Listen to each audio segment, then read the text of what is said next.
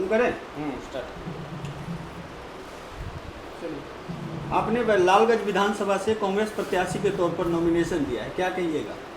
सबसे पहले मैं लालगंज के तमाम जनता को, तमाम मेरे बड़े बुजुर्ग को मैं प्रणाम करता हूं। मैं आदित्य कुमार राजा, मेरा ग्राम सराय हुआ। हमको महागठबंधन के सभी नेताओं द्वारा कांग्रेस का सिंबल दिया गया। इससे मैं शुक्रवार के दिन 17 तारीख लास्ट डेट था, बहुत भव्य तरीके से नॉमिनेशन किया। उसके बाद ठीक 1 से 1.5 घंटे के बाद शिवानी शुक्ला जी ने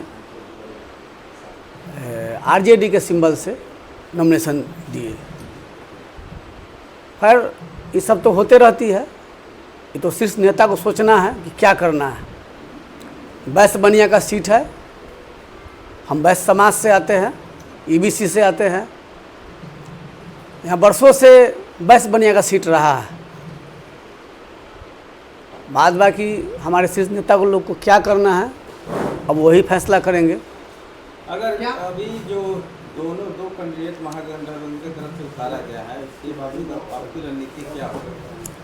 हमारी रणनीति वापस नहीं लेती है कैंडिडेट कोई है तो? हमारी रणनीति साफ है, अति पिछड़ा हम है, अति पिछड़ा पर हम केंद्रित है। क्या महागठबंधन में टूट हो चुकी है क्या? नहीं, ऐसा कोई बात नहीं है। तो हमारे ऐसा बात नहीं तो फिर एक ही सीट पे पूरे बिहार में महागठबंधन बोलती है कि हम अलग अलग सीटों का बंटवारा करके चुनाव लड़ रहे हैं, तो फिर एक ही सीट पे दो उम्मीदवार क्यों उतारा गया कांग्रेस और आरजेडी की तरफ से? आखिर जनता किसको वोट देगी? महागठबंधन को समझ करके कांग्रेस को देगी या आरजेडी को देगी? हमारे शीर्ष नेता पर इस पर बात चल रही है। आज सांझ में मीटिंग है, आज शाम तक फैसला हो जाना चाहिए। अगर मान लीजिए कि लालगंज में अगर कांग्रेस और आरजेडी अलग अलग लड़ी, तो फिर आप लोग का क्या मतलब एजेंडा होगा? किस प्रकार से आप लोगों के बीच में जाइएगा? किस प्रकार से वोट मांगिएगा? किस आधार पर मतलब वोट मांगिएगा? काम के आधार पर वोट मांगेंगे। हमारा तो सानिध्य रहा है कि हम विकास का कार्य करेंगे, और हमारे छोटे भाई जो जिला परिषद जिला परिषद अध्यक्ष है अभी वर्तमान में, उन्होंने करके दिखलाया है। जो 20 साल में कार्य नहीं हुआ है, उन्होंने 20 साल में कार्य नहीं हुआ, उन्होंने मात्र 1.5 साल में उससे ज़्यादा कार्य करके दिखलाया है। ये तमाम जनता जानती है, लालगंज की जनता जानती है कि उन्होंने क्या कार्य किया है। मैं उनका बड़ा भाई हूँ। हमें तो मौका मिला, हम आप ही लोग के बीच के उठ के आए हुए हैं। क्या रणनीति पे आप चुनाव लड़िएगा? मतलब लोगों के बीच में क्या करिएगा?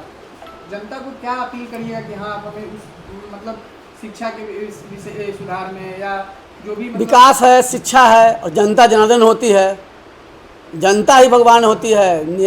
जितने भी चुनाव होते हैं उसमें जनता मालिक होती है। आपका 5 मुख्य एजेंडा, चुनाव जीत करके अगर आप आते हैं, विधायक बनते हैं, तो आपका सबसे पहला 5 मुख्य एजेंडा क्या रहेगा कि हम लालगंज की धरती को इसमें ये एजेंडा सबसे पहले 5 एजेंडा पर ये काम करेंगे? सबसे पहले तो शिक्षा पर ध्यान देना है हमको। फैक्ट्री लगवानी है, क्षेत्र में फैक्ट्री लगवानी है, विवाह भवन खोलना है, और बहुत से सारे कार्य हैं जो अवस्थित रूप से पड़े हुए हैं, कार्य नहीं हुआ। जैसे में इमादपुर रोड है, इमादपुर से पकड़ी, वो पिछले कई वर्षों से बेहाल पड़ी हुई है। बहुत सारे उसमें एक्सीडेंट होते हैं, बहुत जनता को परेशानी होती है। उसको हमें सबसे पहले काम करवाना है। एक सवाल रहेगा आपसे कि जैसे अभी लालगंज विधानसभा में कांग्रेस से आप उम्मीदवार हो गए और आरजेडी से शिवानी शुक्ला को उतारा गया, तो क्या लगता है ये जीत का कॉम्बिनेशन कैसा होगा? क्योंकि ये 2 की लड़ाई में तीसरा भी बाजी मार सकता है। देखिए, हमने पहले भी कहा आपको कि जनता जनार्दन है, जनता के ही हाथ में है तो क्या करेगी। और हम जान जाएंगे कि हम जीत रहे हैं तो हम अस्वस्थ हो जाएंगे। हम जीत, लेकिन हाँ एक बात है, हमारे युवाओं हमारे साथ है, अति पिछड़ा का समाज मेरे साथ है। सभी बड़े बुजुर्ग का आशीर्वाद मेरे साथ है और हमें कहीं से ही नहीं लगता है कि हम कहीं पिछड़ रहे हैं। हम मजबूती से चुनाव लड़ेंगे और चुनाव जीतेंगे। क्या लगता है कि जो पहले जो विधायक थे वो पिछड़े समाज को अनदेखा किए हैं क्या? बहुत ज़्यादा। वो तो क्षेत्र की जनता से आप पूछ सकते हैं, वो क्षेत्र के जनता से आप पूछ सकते हैं। लालगंज विधानसभा के लोगों से क्या अपील करना चाहिएगा?